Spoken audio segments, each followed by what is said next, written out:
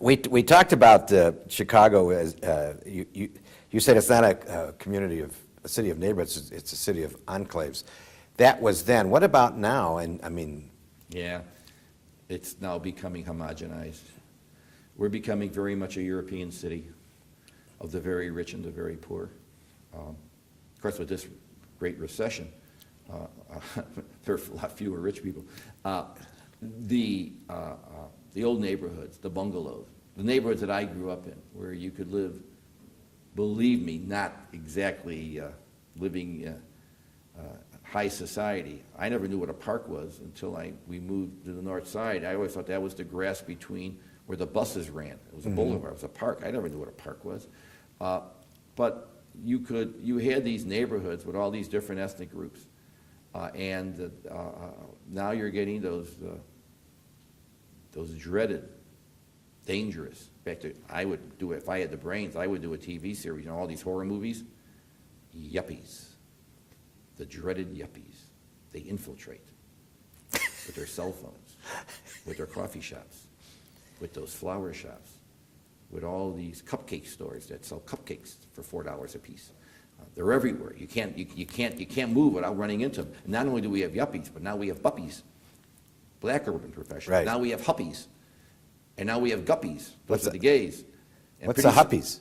Hispanic. Oh. And pretty soon we'll have luppies. Once we get a little more fairness on gender, lesbian women will have a chance. So they'll all be uppies that just change the consonant. But they are homogenizing. So the South Loop and the West Loop and the North Loop, it's all the same.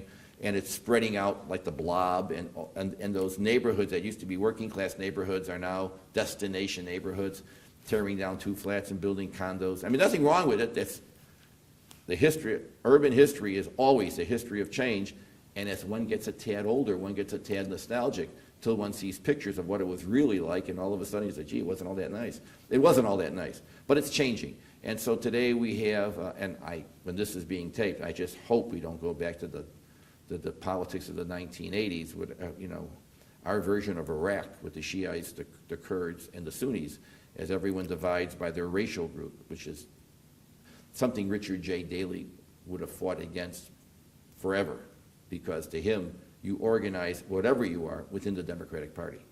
That to him was the thing. Because when he was growing up, there was tremendous anti-Irishness. He's still in the city.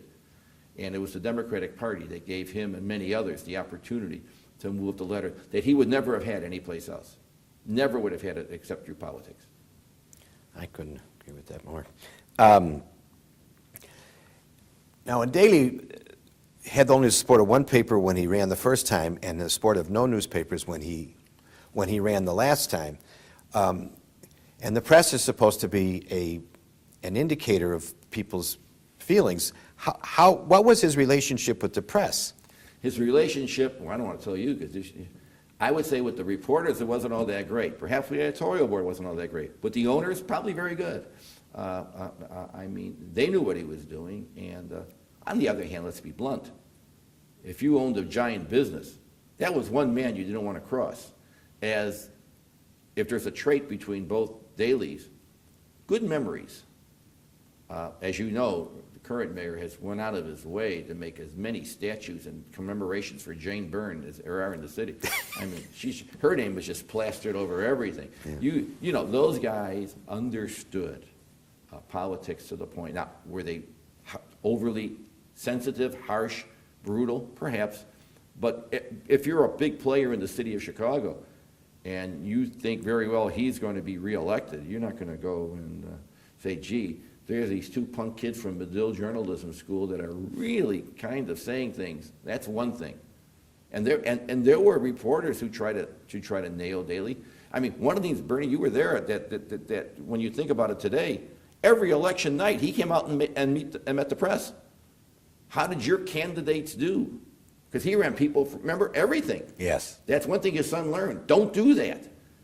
Cherry pick the big ones. Also, it's a lot of work.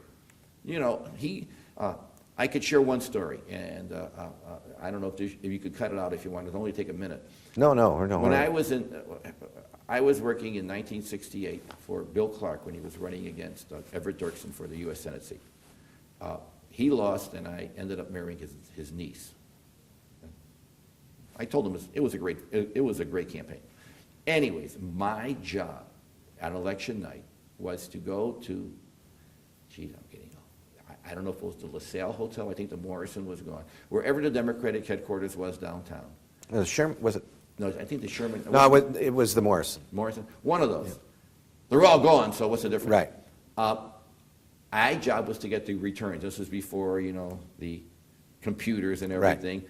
And the ward committeeman would come in with their report cards. And I was given the opportunity, nice lady, she's still alive, would sort of let me see them, and I'd write them down and I'd call it. That was my job. A lot of education to do that. But I was in the third row, the third room, because there was the main room when you walked in, then you were allowed to go to the second room, where you met somebody. I never got to the second room. The only person that could go easily through all the doors, I understood, was his friend Matt Danaher. And then you went in to face the mayor with your report card. And those guys who really did well, they came in looking like this is the way life should be. Knock on that door and someone would let them in. I'd try and peek who in the heck it was. They'd show me the report card. I was only interested in one race, so it took, a second and a half. But those guys who came in with bad report cards, you would thought they were going, well, how can we say this politely with this young girl here? No, I'm not going to use that analogy. They were in pain. We'll leave it at that. They were in pain.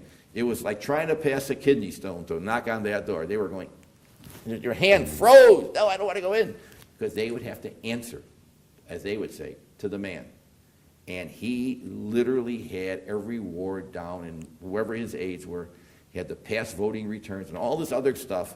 Look how much time, energy that took, besides running a city. But those were his people. And, and for the committeemen, it's like a business. You do well, earnings go up. You do bad, earnings go down, and earnings are jobs. Yes. And so we've never had a mayor since that would even come close to it. The only one, perhaps in the history of Chicago, other than Daley, that was like that, of course, was Anton Cermak. But what it did do was it made it very difficult for you to cherry pick your candidates. In other words, a guy running for a clerk job or a judge job was just as important as a guy running for president. We used to have wonderful words in Chicago politics before Cermak came along. Knife, trim, where you cut side deals. But there were no side deals if you had to go in and face the man. And it was just really exciting for me to see this, especially since I didn't have to go face him.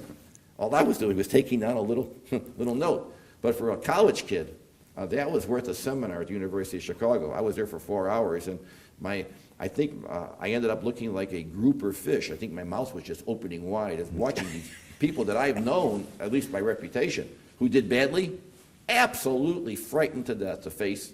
And one thing I've never understood, how did they get out? There must have been another door, because they went in. They didn't come out? They didn't come out. I mean, this is tough stuff. Yeah. But that was really an education. And you just can't do that. And his son would never have done any of that, because A, he wasn't that interested in all the other races. He was only interested in a few. And B, it's really time consuming. But that Richard J. Daley truly loved politics. He loved hearing speeches at the convention. He loved sitting on the convention floor and hearing the give and take. He loved it. That was his life. His son was not nearly as interested as his dad. So the legacy on the history of Chicago, how would you evaluate this? Oh, both of them, Richard J. Just Richard J. Richard J. Clearly took Chicago into the 20th century. Nothing had been built since with the Great Depression. Ed Kelly is one of the most overrated mayors the city's had, and Kennelly was just sort of the equivalent of a caretaker. They didn't have the oomph, the knowledge. Neither one of them had the governmental knowledge anywhere near what Daley had. Kelly was was an engineer for the sanitary district in the South Park Board. Great relations with the Chicago Tribune and Colonel McCormick. Kennelly was a businessman who became mayor and said, I don't like politics, which, you know, for some of the guys, that was not the right way to say it when you got a Charlie Weber and a Patty Baller in the city council. By the way, great legislators. And you had other people who were looking for strong leadership, and there just wasn't any. In fact, you know, things changed when Colonel Harvey came back from the World War II, because during the 40s, Kelly became the party chairman, and it just wasn't the same. I mean, he lived in one ward and became the chairman in another ward. I mean, it was unbalanced. So the politics and the governance were at a very low ebb, and very little was being done. Nothing was being built. The housing, I did a book on World War II and the aftermath in Chicago. The housing, people were living with mud floors. I mean, nothing had been done. You had all these problems. The congestion was getting unbelievable. You know, there was a time, young lady, where there were no expressways in Chicago, and we had 3.6 million people. Yes. Everything was a mess, and Daley came in, and all of a sudden, things started to happen. Was it Periclean democracy? No. Would James Madison have approved? Probably not. But he got the city moving, and it went from a city that was stagnant to a city that he put, you know, someone probably wrote it for him. It became the city that works.